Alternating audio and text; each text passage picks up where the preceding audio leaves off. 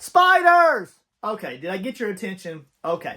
Now, it is currently going into spooky and fall season, and I am super excited to announce a new diorama project series.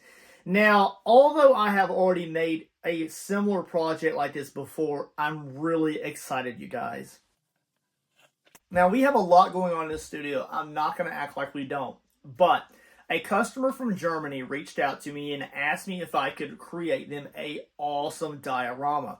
Now, not too long ago, actually mid last year, rolling into 2024, I created an amazing Goliath Birdeater tarantula diorama. Now, you can find that video here, as you can see, on YouTube.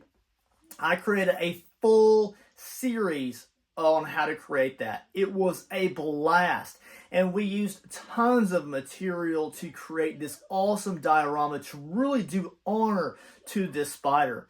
Now, the tarantula itself is slightly larger than the realistic size. Now, in that process, we had already created the actual sculpture and the mold, and we casted it out of smooth-on polyurethane plastic. We will get to that later on in this project.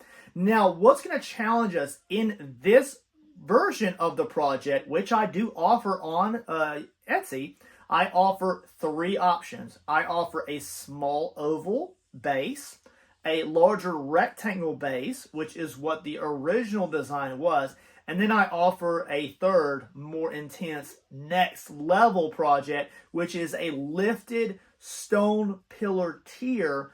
Now, what this is going to entail is a lot of processes, but the name of the game throughout this process is to create an absolute amazing piece of artwork for this customer in Germany.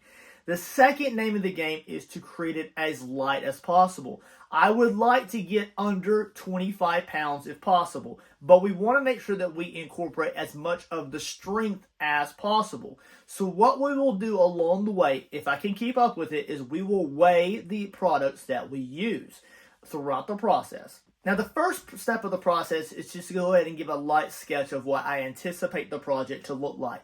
It's easy to say that we're going to create something, but then for you as a viewer not to understand where we are going in the project, it's kind of stressful. It's kind of open-ended. And although you may have seen the previous series where we created the actual spider and the log and everything like that, I want you to understand where we are going, if that makes sense. So you know, the actual base plate is actually going to be a piece of wood. Yes, I purchased 2 pieces of wood from Hobby Lobby. Now, what we're going to be doing is we're going to use one, which is the heavier one, as the base plate, and the second one will be the rose up part on top, which the diorama will sit on. All right, you guys, so we are currently in the outdoor studio. Super exciting. Now, we're going to start working on the base or the column that brings the diorama up off the ground. And that's what makes this part, or this variation of the Goliath Birdeater tarantula spider, so appealing. And I'm super excited the customer ordered it because I haven't made this variation yet. It's going to be really cool. So I hope to at least have maybe a foot off of the actual base. So that's how much actual rock formation we'll have. It's going to be pretty cool. But we want to make sure that we create